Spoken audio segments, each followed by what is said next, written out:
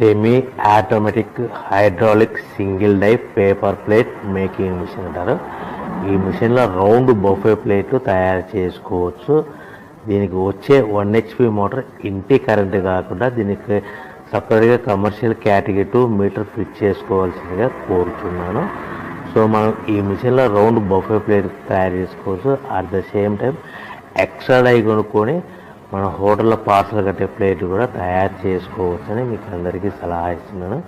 కానీ ఈ మిషన్లో ఎలాంటి టిఫిన్ ప్లేట్లని, డోనా కప్పులని, పానీపూరి కప్పులని, టీ కప్పులని తయారు చేసుకోలేమని మీకు అందరికీ తెలియజేస్తున్నాను. సో మనకు రా మెటీరియల్ అనేది మన దగ్గర ఎవరైతే కొత్త మిషన్ కొంటారో వారికి మాత్రమే రా మెటీరియల్ సదుపాయం కలదు.